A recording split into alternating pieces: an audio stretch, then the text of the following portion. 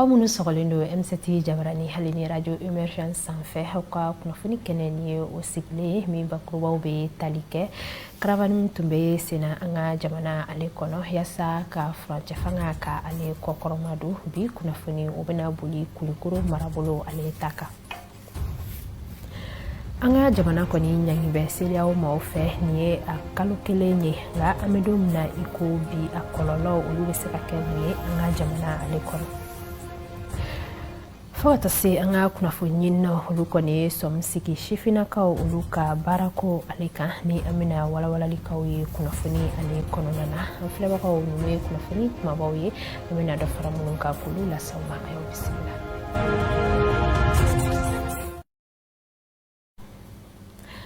Kofo M7 Jabarani ale skandilila kunnafoni ale kumabaw tɛmɛnen kɔ ka bɔ yen nɔ karavan bam tun bɛ senna an ka jamana kɔnɔ yaasa ka furancɛ fanga ka ale kɔkɔrɔma don min baaraw daminɛna juma tɛmɛnen ka bɛn février kalo tile 11 ma ni a baaraw kuncɛra kari ale tɛmɛnen bi kunnafoniya o bɛna boli Kulikoro marabolo ale ta kan Umar Koyita a y'an sama ja minnu na an b'o olu lajɛ. Moribabugu kin ale tɛmɛnen kɔfɛ ni munumunu salo in ale ni wulikajɔ ninnu minnu kɛra denmisɛnnilakaw fɛ ale tile fɔlɔ tako filanan o kɛra sababu ye ni sifilaka ninnu ma k'u ɲɛsi Kulikɔrɔ ale kɔni kan halisa ka se ka mɔgɔw bilasira k'u fara ɲɔgɔn kan ni k'u ladi min ye furancɛ fanga o dɛmɛni hukumu kɔnɔ u selen kɔfɛ Kulikɔrɔ ni maakɔfɔlen ninnu kɔni lasɔrɔla ni k'u bisimila Kulikɔrɔ mɛri fɛ a ka so min ye bakɔrɔba kanɛ ye a ye sifilakaw fo u ka ni hakilina ninnu na wa fana k'a yirula k'a fɔ a n'u bɛ ɲɔgɔn bolo wa a ka dɛmɛ u bɛ se u ma bisimilaliw kɔfɛ min ye nin mɛri kofɔlen ye ale kɔni ye kuma ta an ka kuma garama na a y'a yira k'a fɔ nin waati tɛmɛnen ninnu na an ka finitigiw kɔni ye dankari caman kɛ min ye banbagatiw la min ye banbagati kɛlɛ o hukumu kɔnɔna na. Karavani min bɔra Bamako ni ye ka na fo fɔ Kulikɔrɔ kɔnɔ yan n ka foli bɛ aw ye nin ye cɛsiri de ye ni ko Mali i ko denmisɛnw aw wulila ka a cɛsiri ka fara faamaw kan les autorités de la transition aw wulila k'u soutenir an bɛ tiɲɛ di aw ma n'o tɛ ninnu filɛ baara min na nin ye baara belebele don n bɛ se k'a fɔ a ye a bi kalo 3 bɔ bi kaburu y'u cɛsiri ka don kungo kɔnɔnaw na jadisi bɛ fan o fan u y'a bɛɛ ramase ka kɛ ɲɔgɔn kan je crois que olu bɛ k'u yɛrɛ ɲini bi hakili b'a la aw denmisɛnw n'aw ko a bɛ sɔrɔdasi ninnu fɛ aw jo don ka d'a kan a ɲɛ b'u la baara camanw na an ka komini kɔnɔna na an ka région kɔnɔna na jadisi ko a bɛ fɛ ka dɔgɔya bi n'an ye ninnu soutenir c'est que sur san nataw la hakili b'a la Mali bɛna libérer. O tɛmɛnen kɔfɛ ni munumunu salo kɛbaga ninnu u y'u kunda kɛnɛba kan a bɛ fɔ yɔrɔ min ma ko place de guerrier de Babemba de Kulikɔrɔ ni ka taa fara ɲɔgɔn kan o monument dɔ jukɔrɔ o kɔnɛ in ka sa ni sifilaka ninnu kɔni ye ko caman de kɛ minnu bɛɛ bɛ taa sira kan minnu ye ka mɔgɔw wele walasa ka se ka furancɛ fanga dɛmɛ nin tako filanan in kɛra sababu ye min ye nin taama in ale ni munumunu salo in k'o baaraw kɔni k'olu daminɛ o tɛmɛnen kɔfɛ an y'a ye k'a fɔ Kulikɔrɔ sifilakaw olu kɔni ye sɛfanw fili Faransi ɲɛmɔgɔ n'o ye Emmanuel Macron o ja kan nin waleya ninnu kɛra k'a yira k'a fɔ min ye dangali ani nisɔngoya o de taara ka ɲɛsin Faransi président ma nin waleya ninnu fɛ tilalen kɔfɛ y'o ja in jeni ni k'a kari-kari.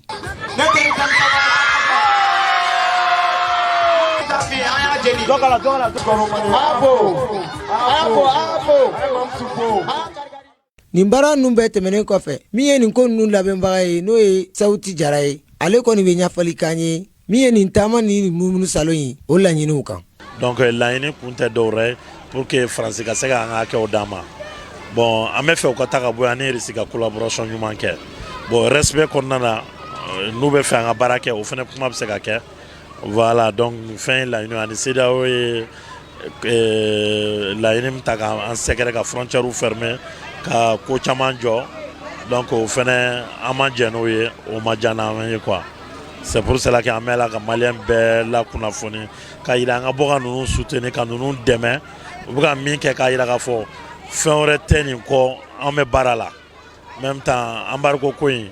a bɛ dépend wɛrɛ la n'u y'a wuli u m'a wuli an bɛ baara la an tɛ siran bon n'an bɔra Kulikɔrɔ ni Ala ma baasi kɛ prochaine étape Buguni k'a daminɛ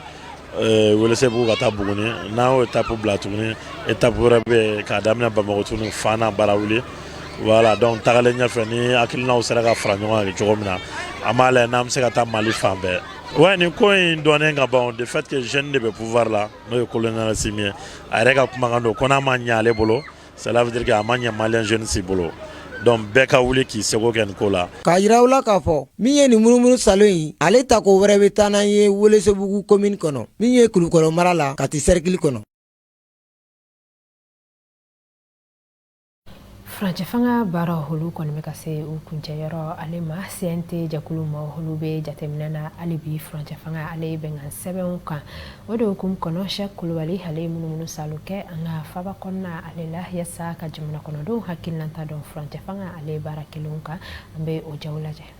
Ka kɛɲɛ ni Mali wolomasiri tabaw ka nali camancɛ fanga kɔnɔna kabini fanga daraki min kɔni kɛra utu kalo tile 18 san 2020 kɔnɔna olu kɔni sera ka baara minnu kɛ yasa ka se ka nani yɛlɛma ani basigi ye an ka jamana kɔnɔna na jamanadenw kɔni y'u da dɔw la ni ka ɲɛfɔli kan ye puisque ka da mun kan jamana basigi fɔlɔfɔlɔ ye sécurité ye fɔlɔ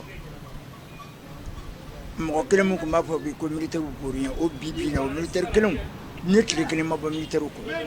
mais j'étais mal géré mais si ça baigne bɛ tiɲɛ réalité la hali k'a d'aw ma an bɛ Bamakɔ yan nɔ an lafiya n'i y'a dɔn an bɛ lafiya la balo de bɛ na mais bi na ala barika la denmisɛnninw ne b'u fɛ bi ne b'u kɔ hali k'a da sécurité ma hali k'a da an ka sécurité bɛ k'an sigi burusi kɔnɔ mɔgɔ bɛ k'an lafiya o ɲɔgɔn koba tɛ a bilan yɛrɛ 80% sécurité de Mali problème ka ani indi ne kɔni minnu bɛ mankan ci la mun ye jamana wari suɲɛ k'u juge il faut k'u tatɔ la u ka ciment dɔ de sigi fondation dɔ sigi jamana fondation ɲɛnama ni hali n'u taara mɔgɔ min bɛna i ka tɛmɛ o chemin kan ninnu nana k'an bɔ France bolo mais n'an bɔra indépendance économique f'an k'o de kɛ sisan n'o ye baara ye. Wallahi an bɛ ala fo ka barkada ala ye mɔgɔ mu ɲuman minnu ka destiné an ma kana nin baara in kɛ depuis 1960 à nos jours baara min bɛ ka kɛ o tɛ kelen ye quoi voilà vraiment u ka taabolo ka ɲi ne ka hakilina la u ka taabolo ka ɲi partout vu u ka train de vie de l'état même o ka ɲi ka taa territoire fan fɛ fana armée bɛ ka baara kɛ o fana o ya ko wɛrɛ ye. Donc n'an y'a ta k'a jateminɛ transition ka na baara daminɛ ni ka na se sisan na an b'a ta u ye 9 premiers mois mun kɛ n'an y'o ta k'o jateminɛ an b'a ye k'a fɔ o 9 mois in kɔnɔ transition ye baara caman kɛ a baara fɔlɔ ye jumɛn ye u y'a essayer ka partenariat changer ni Russie jamana ye u y'a essayer ka minɛn wɛrɛ san pour que ka se k'an ka armée renforcer donc sur le plan sécuritaire n bɛ se k'a fɔ vraiment an ye amélioration ba kɛ o yɔrɔ in na quoi c'est à dire nafaba kɛra o sira kan quoi bon n'an bɔra o kɔnɔ ka na don c'est à dire a phase filanan in kɔnɔ an b'a essayer k'a fɔ parce que a ma dogo mɔgɔ si la parce que an yɛrɛ ye nord du sud an bɔra kɔrɔn fɛ ka na donc ko in tiɲɛ an b'a kalama nous on a été témoin au clair n'est-ce pas de ce qui s'est passé au nord yeah donc n'an y'a ta k'a jateminɛ an b'a ye k'a fɔ c'est à dire armée ye baara caman kɛ parce que i kun b'a jateminɛ dugu kun bɛ dugu la i kun tɛ se ka taa olu kɔnɔ quoi mais alhamdoulilah bi grâce à armée ka faamaw ka cɛsiri ani transition mɔgɔw ka baara an y'a ye k'a fɔ vraiment o dugula mɔgɔ caman sera ka sɔrɔ bi quoi. Hakilijigi bolo ma ninnu kɔni y'a yira k'a fɔ ko hali n'a sɔrɔ baara caman kɔni bi kɔfɛ min kɔni kan ka kɛ nka f'an k'a dɔn ko baara fanba olu kɔni kɛra sabula bibi na fɛn mun ye lakanabaliya ye caman kɔni bɔr'o la fo ka taa se Faransi ka gɛnni ka bɔ Mali kɔnɔna na hali n'a danna olu kɔni ma o ye fɛnba ye jamanadenw kɔni ma. O kunnafoni tɛmɛnen kɔ an ka jamana kɔni hali ɲangimɛ CEDEAO maaw fɛ a bɛ kalo kelen bɔ bi ɲangini min ni a kɛra an dafɛ jamana caman kɔnɔ ko u bɛna kɛ sababu ye ka an ka finitigilaka ninnu ka olu kɔni bɔ u jɔyɔrɔ la an bɛ Julien Jakite hali ka jaw lajɛ o kunnafoniya in kan. Ɲɔngiribere min taara ka an ka jamana sɛgɛrɛ fɛn min kɔni CEDEAO ka kulu ani UEMOA ye o ɲangilibere ale ye kalo kelen sɔrɔ an ka jamana kɔnɔ. Gɛlɛyaw kɔni caman bɛ a kɔnɔna na ka d'a kan dollar wari miliyɔn 30 o kɔni juru bɛ an ka jamana na. ɲɔngirili bere in kɔni ma kɛ ni sababu ye ka ɲɔngirili lase maliyɛnw ka don ka bɔ la ɲɔgɔn kan sigidaw kɔnɔ togodaw kɔnɔ foli ka taga se u ka baarayɔrɔw ma. Bawo nin ye a san 10 ye k'a fɔ gɛlɛya caman bɛ malidenw kan nafoloko foli ka taga se gɛlɛya wɛrɛw ma. Nka nin sangada in kɔnɔna na fɛn min kɔni ka bon kosɛbɛ o ye de k'a fɔ balo ale sɔngɔ yɛlɛnna kosɛbɛ sukaro foli ka taga se sima ma. Maa caman kɔni ye a sɛbɛnciya k'a fɔ ko waati in ka gɛlɛ u bolo kosɛbɛ. Nka o bɛɛ n'a ta kalo kelen tɛmɛnen kɔfɛ an ka jamana kɔni jɔlen don a sen kan halisa. Janvier kalo tile 9 Communauté économique des États de l'Afrique de l'Ouest n'o bɛ tali kɛ CEDEAO kan ani Union économique et monétaire ouest africain ni o ye UEMOA ye olu ye ɲangirili bere in ta ka an ka jamana sɛgɛrɛ walasa finitigilaka minnu bɛ an ɲɛma ni sangada in kɔnɔna na olu ka se ka fanga bila ni ka se ka kalafili kuraw labɛn an ka jamana kɔnɔ. Frontières datuguna Mali ani jamana 14 de ni ɲɔgɔn cɛ ka bɔ CEDEAO la ka a dansogo Guinée la. Frontière kɔni datuguna nga fɛn min kɔni ye magoɲɛfɛn fɔlɔfɔlɔw ye olu kɔni bɛ ka don an ka jamana kɔnɔ. CEDEAO ni UEMOA ka laɲini tɛ dɔwɛrɛ ye o ye ka embargo in bin an ka ɲɛmaw kan walasa kalafili ale bɛ se ka teliya an ka jamana kɔnɔ ka kɛ. A jateminɛna k'a fɔ ko an ka jamana ka balo fanba ale bɛ na kɔgɔji de fɛ. O kama ni o sira tigɛra an na CEDEAO ani UEMOA fɛ a dɔ la yɛlɛma na se ka don kow taabolo la. O kɔgɔjiw yɛrɛ bi jamana min na u bi tali kɛ Senegal ani Côte d'Ivoire kan. Premier ministre n'o bi tali kɛ Choguel Kokala Maïga kan ale a jira a ka kumaw kɔnɔna na k'a fɔ ko ɲangirili bere in kɔni man kan waleya don min ni an ka jamana man kan ni a ye a dabɔra walasa ka Mali ale firi a da kan. Dɔ la a ye a ka kuma ɲɛsin Faransi jamana ma. O kama an bɛ an yɛrɛ ɲininka k'a fɔ Mali na se ka bɔ ni dingadu in kɔnɔna na a bɛ min na kabini ni sanjan kɔnɔ. Ministère de l'économie ale fɛnɛ ye a jira k'a fɔ ko kasabi a bɛ an ka jamana kɔnɔna na nka gɛlɛya dɔw bɛ a baara taabolow la ni wagati in na. Ɲɛmaw kɔni kɛ bɛ ka fɛɛrɛ kuraw sigi sen kan walasa ka dɛmɛ don feerefɛn kunda jamana kɔnɔdenw yɛrɛ ka lafiya kama. Ministre ye a jira fɛnɛ k'a fɔ ko balofɛn minnu bɛ an bolo ko o bɛ an bɔ ka se waati jan ma. Feerekɛlaw fɛnɛ ye a jira k'a fɔ ko n'i y'a ye feerefɛnw sɔngɔ ɲalen don kosɛbɛ feerefɛn fasuguya dɔgɔyali ko o de bɛ na ni o ye. A fara o kan jagokɛla dɔw fɛnɛ b'a la ka u jufa fa namara kɔnɔna na. An bɛ kuma kun cɛ ni musolaka dɔ ka waleya ɲuman ye n'o bɛ tali kɛ Mariam Jakite kan ni ale kulu dɔ sigi sen kan ko Association de défense des consommateurs san 2021 yɛrɛ la walasa ka se ka dɛmɛ don Maliden bɛɛ lajɛlen ma dun kafa ale bɛ se ka sabati cogoya min na nɔgɔya la. A ka fɔ la ko bolodi ɲɔgɔnma o de ka wusa camancɛ fanga in kɔnɔna na. An bɛ don jamana marabolo kunnafoniyaw la Kanja Tarawele hali bɛ ɲɛfɔli k'an ye.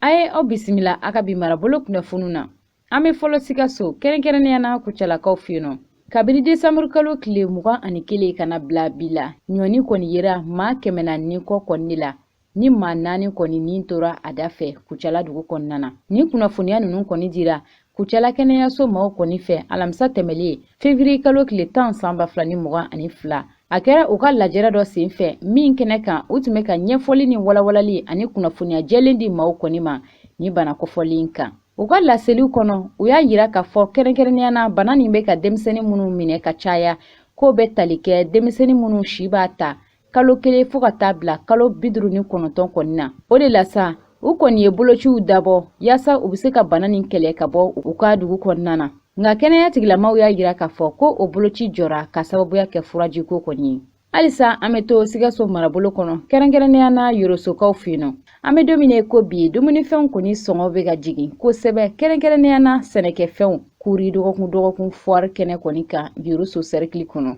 O fɛn dɔw bɛ tali kɛ pomme de terre la o min tun bɛ feere kalo tɛmɛlen na 120. An bɛ don min na ko bi o bɛ ka sɔrɔ 70 la. Jaba ale min fana tun bɛ feere 100 o jiginna ka kɛ 60 ye Yorosokaw fɛ yen nɔ. Wa o n'a ɲɔgɔnna fɛn caman. Sɛnɛkɛlaw ka ɲɛfɔli la nakɔlafɛnw sɔngɔ bɛ ka jigin bawo kuraw sera. Walasa ka dansigi bi marabolo kunnafoniw na an bɛ taga Masina. Ladala kuranɛ kalan dɔw kɔni kɛra Masinakaw fɛ yen nɔ alamisa tɛmɛlen février kalo tile 10 san 2022 u ka misiriba kɔnɔna na min yɛrɛ sigila sen kan Masina silamɛdenw kɔni fɛ. Nin don kɛrɛnkɛrɛnnen na alimamiw caaman tun be yen ani silamɛw bɔra fantan 4 bɛɛ lajɛlen fɛ ni ka misiriba in fa iko dakɔnɔɲi yaasa ka seli ka duwawu kɛ bɛn ani keleya kɔni sabatili kɔni na Masina dugu kɔnɔ ani Mali fantan 4 bɛɛ lajɛlen na. O de kadara kɔnɔna na Masina politiki ɲɛmaw ani jamana ka ciden minnu kɔni bɛ Masinakaw fɛnɔ u ye nin mɔgɔ ninnu fo kosɛbɛ u ka wulikajɔw la bɛn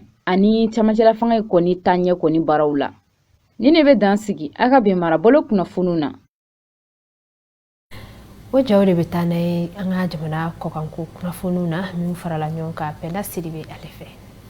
Gambikaw fɛ yen nɔ CEDEAO finitila ka 7 minnu kun minɛnen don Casamance banbanciw fɛ olu labilala tɛnɛndon février kalo tile 14 na u kun minɛnen don kabini janvier kalo tile 24 tɛmɛnen u ni banbanci ninnu ka kɛlɛ dɔ senfɛ.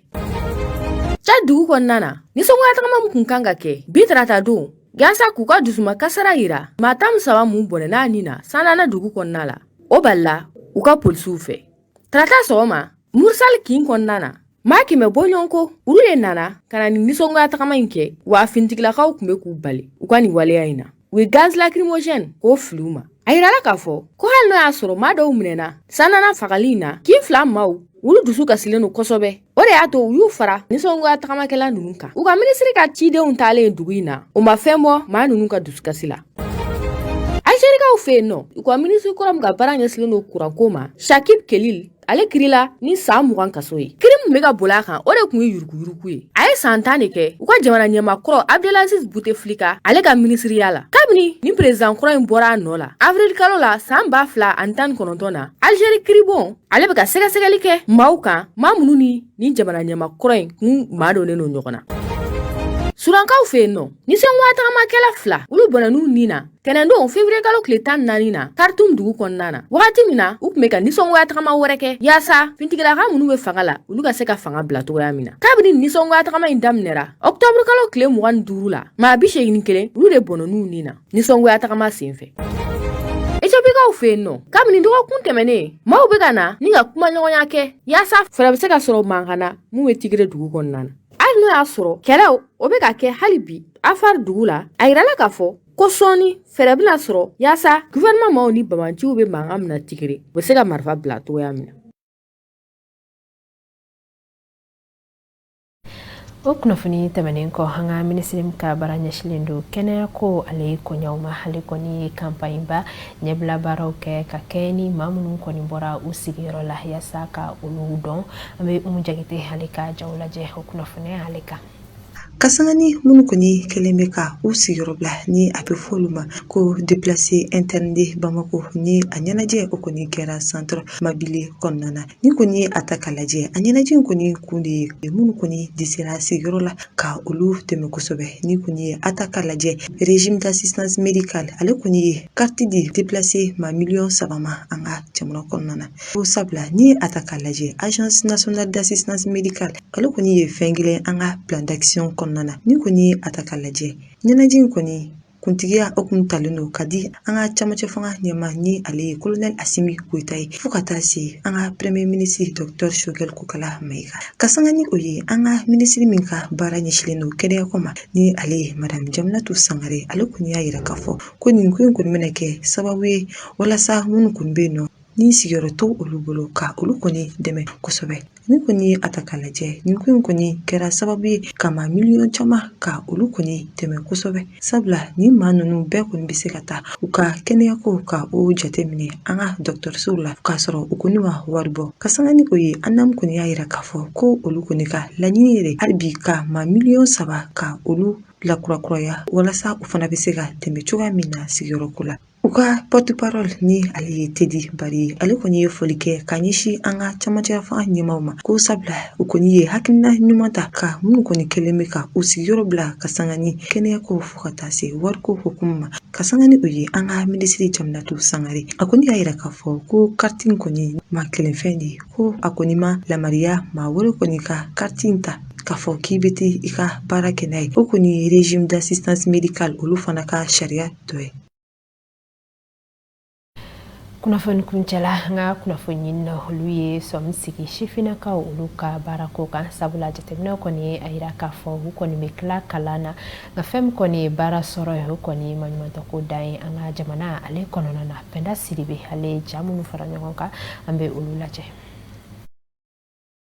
Bara ye adamaden ka yɛrɛma hɔrɔnya sinsinbere min b'a to i bɛ bɔ bolokɔnɔmaya la wa bɛɛ lajɛlen kan ka baara kɛ yaasa k'i yɛrɛ magow ɲɛ ani maa wɛrɛw n'i y'a ta k'a lajɛ an ka jamana kɔnɔ barantanya kelen don ka san sɔrɔ ka sababuya kɛ sifinaka caman de bɛ yen minnu sigilen don k'u bolo da u sen kan i n'a fɔ bamananw b'a fɔ cogo min na dɔ bɛ ɲa la nka dɔ bɛ ɲa cɛlankaw fɛnɛ la o b'a yira k'a fɔ ko jamana ɲɛmaaw fɛnɛ cɛsirilen tɛ kosɛbɛ ka sifinakaw bɔ nin gɛlɛya in kɔnɔ wa min ye sifinakaw ye caman de bɛ olu fɛnɛ la minnu bɛ ɲɛna woloma baaraw la an yɛrɛ fɛnɛ belebeleba an yɛrɛ fɛnɛ la parce que on se dit que an ye kalan min kɛ fango baara de sɔrɔ chose qui n'est pas forcément le cas donc i bɛ se ka fɛn dɔ kɛ en attendant n'a ta ka a lajɛ sisan insécurité kunda sigi dugu kɔnɔ par exemple nin bɛɛ ye barantanya inconvénient dɔ ye et exode rural fɛnɛ tu vois bɛɛ fɛnɛ y'o de denmisɛnninw an bɛ ka jeunes an bɛ ka san sigilen don an tɛ fɛn kɛ dusu bɛ cɛ bɛ wuli i bɛ kɛ désert kan. Ça dépend jeunes na ça dépend ɲɛmɔgɔ fana la baara ɲɛnama tɛ sɔrɔ la bon i bɛ baara ni min fana na i bɛ taa sɔrɔ nafa bɛrɛ t'a la n'i ma baara kɛ e kɔni i bɛ ɲɛbɔ i filanw ta fɛ de un n'i ma farati i bɛ kɛ zon ye ou i bɛ i kɔni i bɛ kɛ namaratɔ ye. mɔgɔ miliyɔn 18 kɔnɔ mɔgɔ ba fila de baara la an bɛ t'o fɔ fan jumɛn fɛ an bɛ fɔ jama jumɛn kɔnɔ imagine anw n'i ye bagi sɔrɔ mali kɔnɔ ka ban i yɛrɛ b'i sigi de e bɛna mun de kɛ sisan qu'est-ce que tu vas faire parce que ni waati somɔgɔw bolo faculté bi mali kɔnɔ faculté dɔ de kɔni tɛ même dans la fonction publique i bɛ t'o kɛ i bɛ kulo la qu'est-ce que tu vas faire an tɛ ka baara sɔrɔ an tɛ ka dumuni sɔrɔ ka kɛ an bɛna mun de kɛ an tɛ ɲɔgɔn faga an tɛ ɲɔgɔn ka fɛnw suɲɛ il faut voir moto min suɲɛ mɔgɔ faga bamakɔ bi cɛ an kun bɛ ka nin yɛrɛ an kun b'a ye telew ni fɛnw de la k'a mɛn de mais bi bamakɔ yɛrɛ bɛ kɛ de k'i jɔ bɛɛ ɲɛna k'i ka fɛn minɛ i la ka taa n'a ye parce que baara tɛ yen. Yaasa ka dɔ bɔ nin gɛlɛya in na baarabolo caman sigilen don sen kan ni o dɔw yɛrɛ bɛ tali kɛ ANPE la min sigikun ye ka sifinakaw kɔkɔrɔma don ani k'u bɔ kɛrɛfɛsigi la. Pour être considéré comme chômeur. walasa i ka dɔn jamakulu ka kulu kɔnɔna na min bɛ tali kɛ maaw kan ni an ko ma ko chômeur n'o ye maaw ye ni baara tɛ minnu bolo fo wale saba kɛrɛnkɛrɛnlen ka kɛ i la o wale saba ye jumɛn ye a fɔlɔ ka taa ye k'a fɔ ko i tɛ baara la a filanan o ye min ye ko i labɛnlen don k'i wulilen don ka jɔ ka se ka baara ɲini fɛɛrɛw tigɛ a sabanan o de ye k'a fɔ ko i labɛnlen don ni baara mana poyo waati o waati o kama yan jɛkulu dɔw bɛ yen minnu sigilen don sen kan ka se ka maaw bilasira ka hakilina d'u ma baara ɲini ani baara sɔrɔ fɛɛrɛw la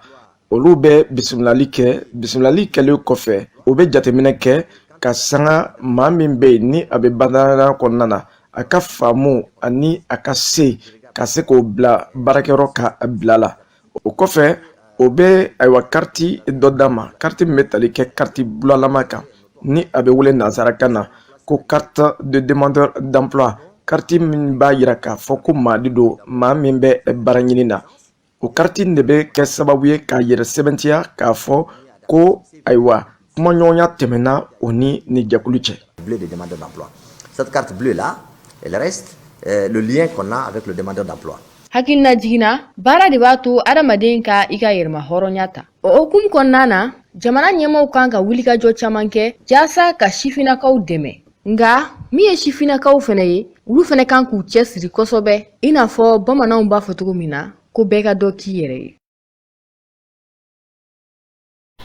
ala ka hakilina ɲuman di an bɛɛ lajɛlen ma o de bɛ dansigi aw ka bi kunnafoni na an ka wulikajɔ ye kunnafoni minnu sɔrɔ ka di aw ma o de kɛra ninnu ye aw ni ce aw ka filali cogo ɲuman na aw sɔgɔlen ka to MCT Jabarani ale ni radio émergence sanfɛ ala ka su yɛrɛ di aw ni bɛɛ lajɛlen ma.